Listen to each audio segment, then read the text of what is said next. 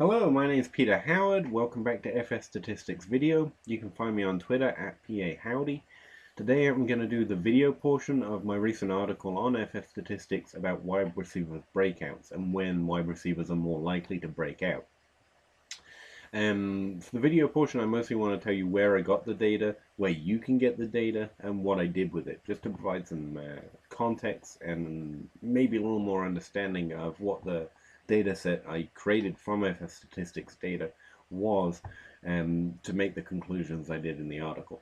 And so the first thing I did was just go to the database and download the wide receiver database, which gives me all season data from 2000 to last year.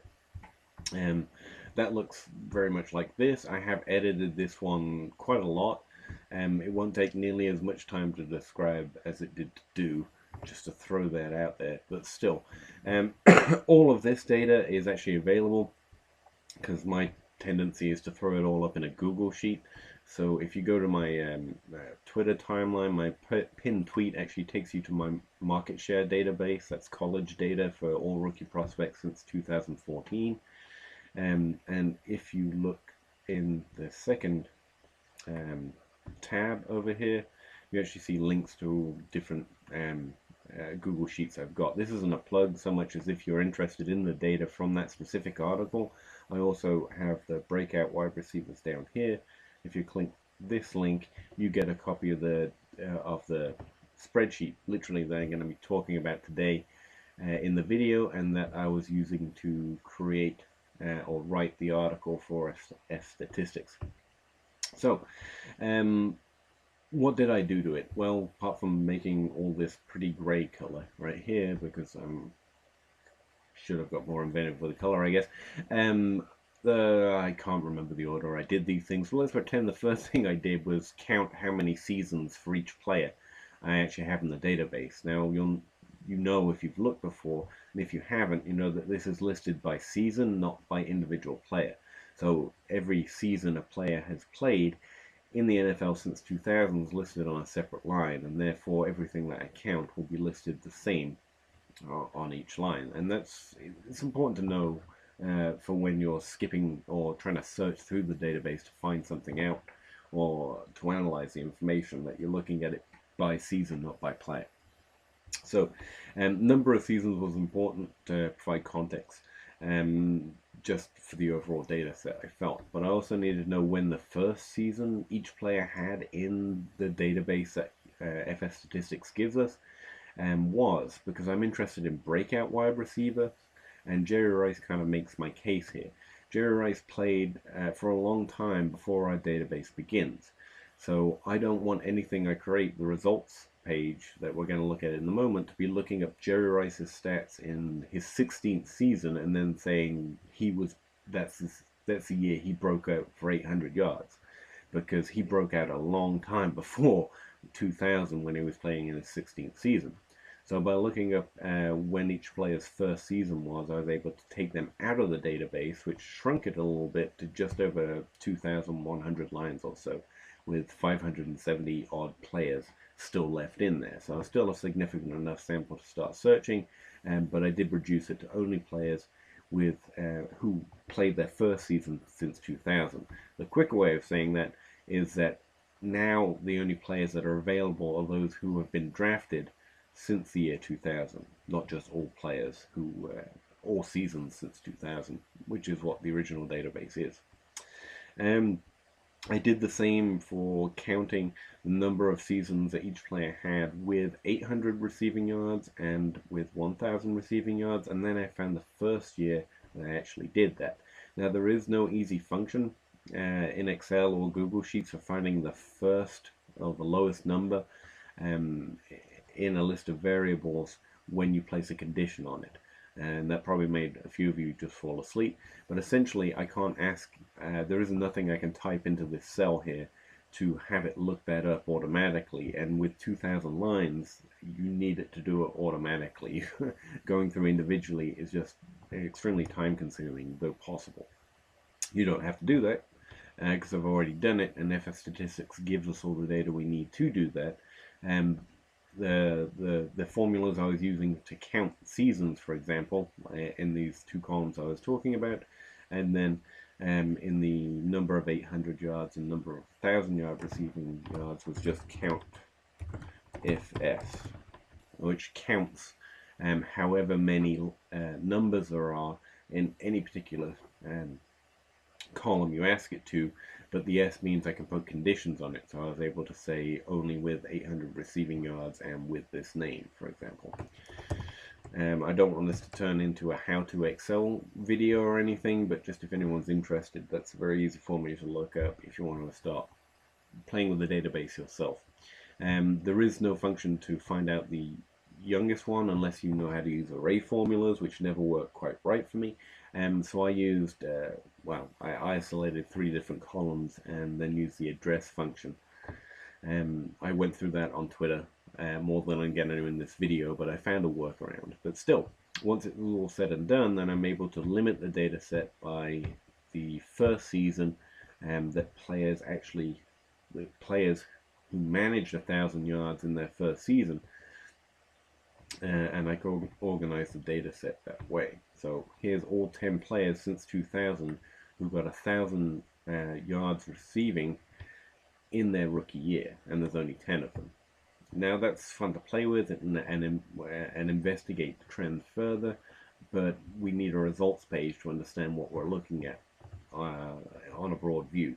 So what I did is create a table and have it literally look up how many players got this amount of receiving yards in their first season, second season, and so on and so forth, and then worked out the percentage of all the players, which 138 players have actually broken out, for example, with 800 receiving yards, and then I worked out the percentage of these breakouts that were happening, depending on what season they were in, what career year they were in. And perhaps the most surprising thing I found was the not the exact opposite, but different to the wide receiver breakout myth. I found the second year is actually the most common breakout year for either level of receiving yards production. So despite the fact that some people often say that wide receivers are due to break out in their third year, and some might have mistaken that as meaning they were more likely to break out in their third year. In fact, what's going on is that wide receivers are actually more likely, if anything, to break out in their second season. But they're still virtually just as likely to break out in their third season. So there's never really a need to panic in the first 3 seasons. We should expect to have to wait that long. In fact, I would say overall, years 1 to 5 are actually their breakout years. After that, the numbers of breakouts gets decidedly slim. There's actually only 6 wide receivers to break out with 800 yards after their 5th season. To investigate who these players were, so who we could target based on this trend, I also looked at it in terms of draft capital. So what percentage of those breakouts with 800 receiving yards in their first season were first round, second round, third round draft picks? And they explored that trend in greater detail in the article itself. Essentially saying that DJ Moore and Calvin Ridley as the only first round receivers from this year are the only ones who have something of a chance of breaking out with 800 or with 1,000 receiving yards. Outside of first round wide receivers, it does not happen often, despite Juju Smith-Schuster actually getting 800 yards in his second season, so he's part of this 28% right here. It's more likely that first round wide receivers do it. And the other trend we found is that wide receivers outside of the first and second round are more likely to do it or get increasingly likely to break out after their second season. And in fact, that's one reason this second season is such a heavy breakout year. The narrative I put on that for myself is wide receivers drafted in the first round tend to get given a lot more opportunity. The team wants to give them the ball, and maybe even for second year players as well. But those drafted in the third, fourth, fifth, or undrafted free agents, which is what the 8 here stands for, are more likely to have to earn opportunity. But even by year 2, we can see that players from the third, fourth, fifth, and sixth round have earned enough opportunity that they're breaking out for either 800 or even 1,000-yard seasons, which they are not doing in year 1. So that actually is probably what accounts for this second-year spike. It's not that wide receivers drafted in the first round are finally breaking out in year 2. It's that wide receivers from other rounds are actually starting to break out, not at the same percentage rate, but they're breaking out more often from other draft rounds. To the point that after the third season, I would see it's just as likely that a wide receiver from the first round breaks out as an undrafted free agent. Now, that's a bit of a large statement, and you have to be careful because the pool of undrafted free agents is definitely larger on a year-to-year basis.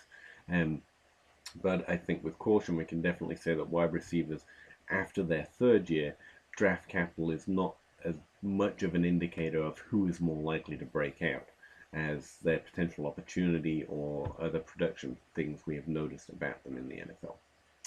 All right, so also, and what I wasn't able to show in the article, I also worked out where this data is coming from because I'm a fan of context in all things. So we actually have 572 players in the data set that I've created. That's the total number of players because they all have first season data. But only 387 of those players have played a second season, and only 316 have played a third season. That actually exaggerates this trend, in my opinion, in that there are more players playing in their first season, and yet there still isn't a greater number breaking out for either level of production. So that suggests that this breakout trend is definitely a thing, right? You're definitely less likely to break out in the first year. It's not just a matter of who has played yet, even though there are only about 150 players or so who have broken out for either level of production since 2000, which sounds like a small number, but it's actually relatively high when you think about it in context that way. Also, what I'll point out is that there are about 40 players from each draft class in the data set over here. So 40 players drafted or undrafted in 2000, 2016, and 15, and all the way down. So it comes out to roughly around 40 every year actually play in the NFL in their first season at some point. Pardon me. But what you also notice is that the numbers here aren't always separated out, even close to 40. And one of the reasons for the difference between first and second year numbers is that there are players who've played for 1 year but then never got to play a second year or have not yet got to play in their second year. So for example, Mike Williams didn't show up when I was posting screenshots of players entering their second season, for example, because his first season isn't even in the data set yet because he didn't play. So we don't have Mike Williams in there. There is another Mike Williams, so be careful with that. There are several Mike Williams through the ages, and you have to be careful of when they were drafted and make sure you're looking at the right one, and that he's listed as the Los Angeles Chargers and not another team, and that he played, and that he's not playing, pre-2016 or so. That's a good way to identify when you're looking at an older player with the same name. The other thing I'll point out is I actually created this box. I didn't use it in my analysis much because I wanted to look at the overall trend since 2000, but I also put this condition right here actually on all of the columns. So if you in the Google Sheet manipulate this number and you only want to look at players drafted since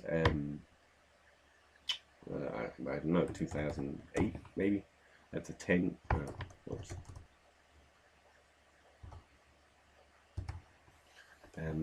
2008, for example. That's a 10-year sample. That's